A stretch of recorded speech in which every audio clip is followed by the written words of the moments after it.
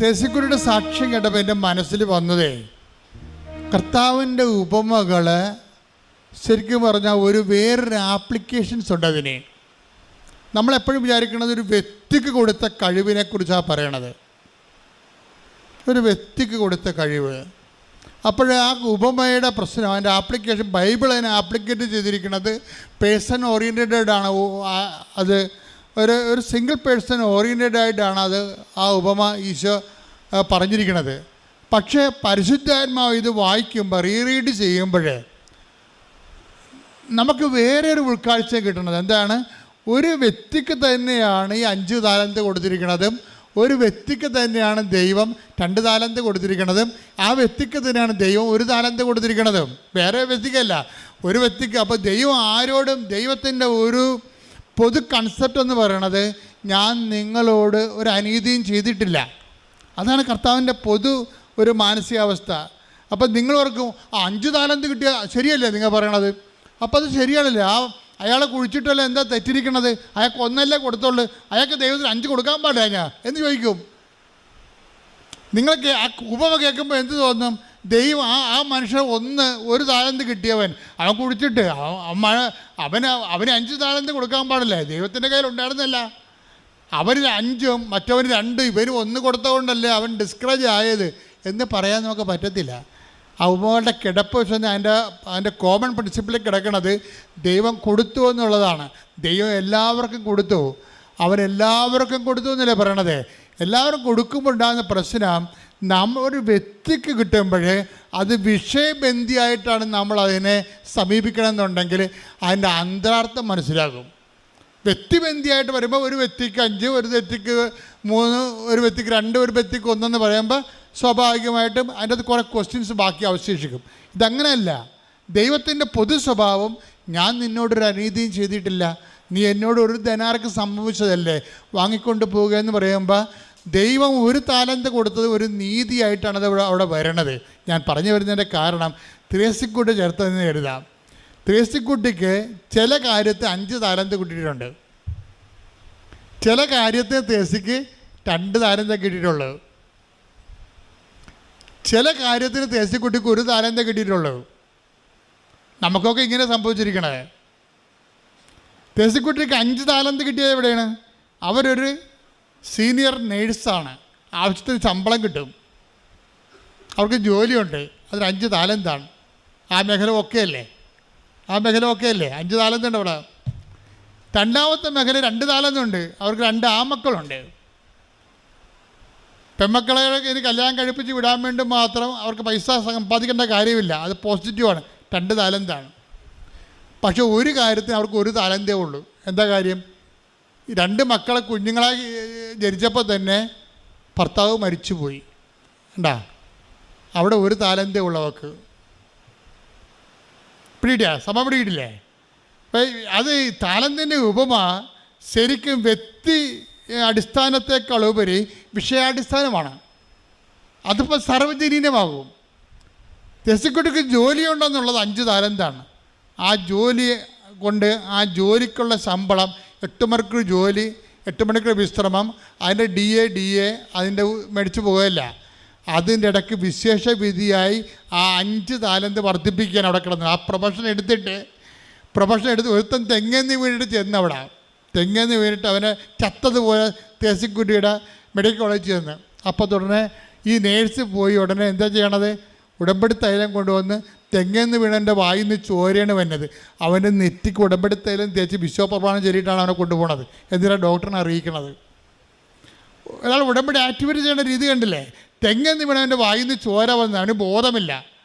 അവനെ ഡോക്ടറിനെ കാണിക്കുന്നതിൻ്റെ പകരം ആദ്യം ഉടമ്പടി തൈലം എടുത്തിട്ട് വിശ്വപ്രമാണം ചൊല്ലി കർത്താവിനെ ഉടമസ്ഥപ്പെടുത്തും. അവനെ വിശ്വപ്രമാണം ചൊല്ലുമ്പോൾ എന്താ സംഭവിക്കണത്? വിശ്വാസം പ്രയോഗിക്കുകയാണ്.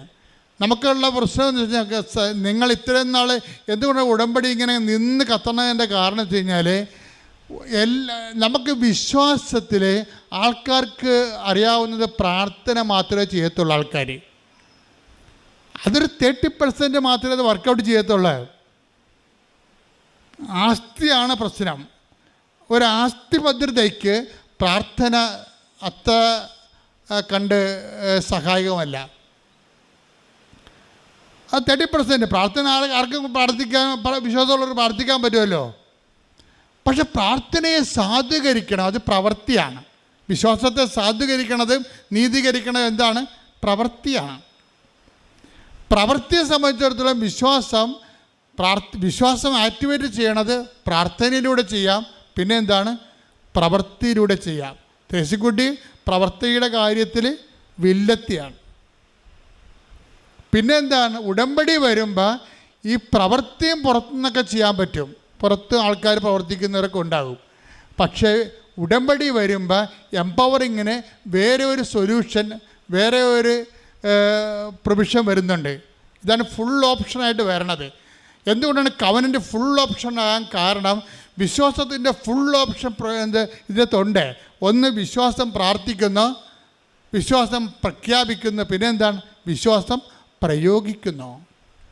വിശ്വാസ പ്രയോഗങ്ങൾ ഒരു പക്ഷേ സഭയിലെ സാർവജനീനമായിട്ടല്ല.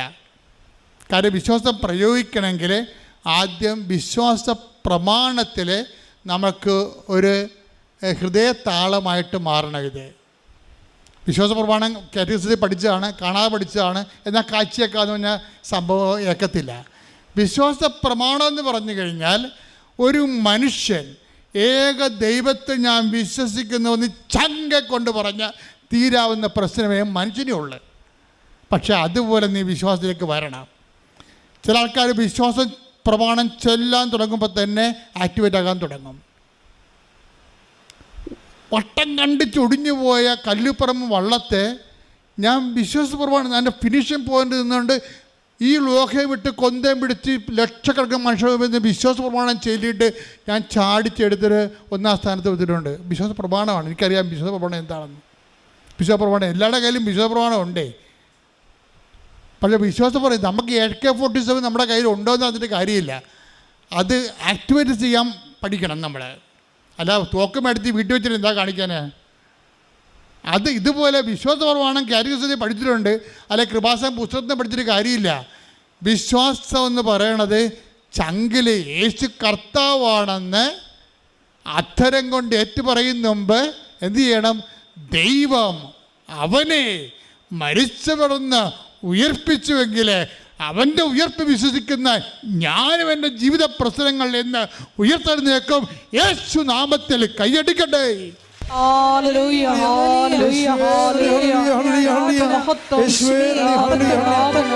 വിശ്വാസം ഒരു വിളക്കാണെങ്കിൽ, വിശ്വാസം ഒരു വിളക്കാണെന്ന് വിചാരിച്ചോ, അതിൻ്റെ എണ്ണ വിളക്ക് വെറുതെ കത്തത്തില്ല. എന്ത് വേണം? എണ്ണ വേണം. എണ്ണ എന്ന് പറയുന്നത് സ്നേഹമാണ്. ഇപ്പം ഞങ്ങളുടെ സെമിനാറിലൊക്കെ 120 ക്ലാസ്സാണ് വിശ്വാസ പ്രമാണം ഓരോ സ്റ്റേറ്റ്മെൻറ്റ്സിനും. എന്നിട്ട് ഓരോ ആൾക്കാരുടെ സ്റ്റേറ്റ്മെൻറ്റുകളും അവർ പഠിപ്പിച്ചുകൊണ്ടിരിക്കും. പക്ഷെ പുറത്തിറങ്ങുമ്പോഴേ വിശ്വാസം ആക്ടിവേറ്റ് ചെയ്യാൻ നമുക്ക് പറ്റത്തില്ല. വിശ്വാസം ആക്ടിവേറ്റ് ചെയ്യാനുള്ള സാധനം അവർ പഠിപ്പിച്ചിട്ടില്ല. അവർ വിശ്വാസത്തിൻ്റെ വിചാര മേഖലയാണ് പഠിപ്പിച്ചത്. വിശ്വാസത്തിനൊരു വികാര മേഖലയുണ്ട്. അത് നീയും നിനക്ക് വേണ്ടി ക്രൂശിക്കപ്പെടുന്നതും തമ്മിലുള്ള നിന്റെ ആത്മബന്ധമാണ്. ശ്രദ്ധിക്കട്ടെ. വിശ്വാസം എപ്പോഴും നമ്മൾ ശ്രദ്ധിക്കേണ്ടത് വിശ്വാസം പ്രഖ്യാപിക്കുകയാണ് ചെയ്യണത്.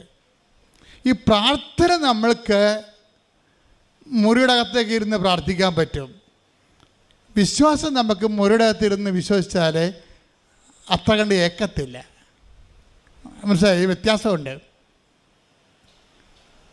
വിശ്വാസം പ്രാർത്ഥന നമുക്ക് വേണമെങ്കിൽ മുറിയുടെ അകത്തിരുന്നും പ്രാർത്ഥിച്ചാൽ ദൈവം കേൾക്കും. പക്ഷേ വിശ്വാസം അങ്ങനെയല്ല. വിശ്വാസത്തിന് 10 മനുഷ്യരുടെ സാന്നിധ്യം ഉണ്ടാകണം.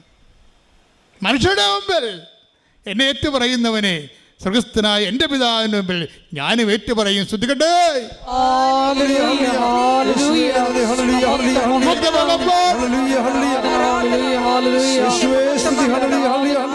മനുഷ്യരെ കാണുമ്പോൾ നിനക്ക് ത്രില്ലടിക്കണം വിശ്വാസം പ്രഖ്യാപിക്കാനുള്ള.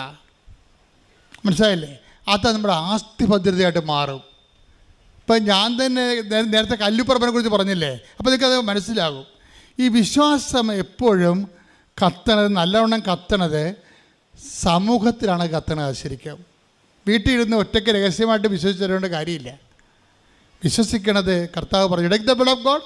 മത്തായി 10:32. മത്തായി 10:32 എന്താണ്? മനുഷ്യരുടെ മുമ്പിൽ പറഞ്ഞേ, മനുഷ്യരുടെ മുമ്പിൽ എന്നെ ഏറ്റുപറയുന്നവനെ എന്റെ സ്വർഗസ്ഥനായ പിതാവിന്റെ മുമ്പിൽ ഞാനും ഏറ്റുപറയും.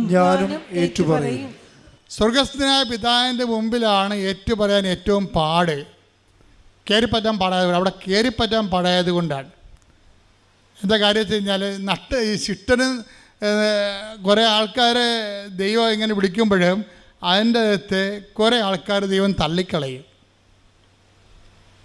അനന്തരം രാജാവ് തൻ്റെ ഇടതുവശത്തുള്ളവരോട് എനിക്ക് വിശന്നു, നിങ്ങൾക്ക് ഭക്ഷണം തന്നില്ല. Take the blood of God. ശ്രുതിക്കട്ടെ, hallelujah hallelujah hallelujah hallelujah. Mathai 25:41. അനന്തരം അവൻ തന്റെ ഇടതുഭാഗത്തുള്ളവരോട് പറയും.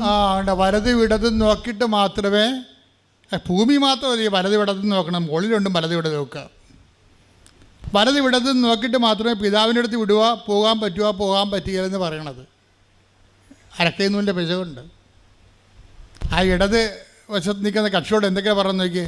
ശപിക്കപ്പെട്ടവരെ, നിങ്ങൾ എന്നിൽ നിന്നകന്ന് പിശാചിനും അവന്റെ ദൂതന്മാർക്കുമായി സജ്ജമാക്കിയിരിക്കുന്ന നിത്യാഗ്നിയിലേക്ക് പോകുവിൻ. പിശാചിന് മുമ്പിലേക്ക് പോകുന്ന ആൾക്കാർ അവിടെ നിന്ന് മാറ്റും. എന്താ കാര്യം പറയുന്നുണ്ട്.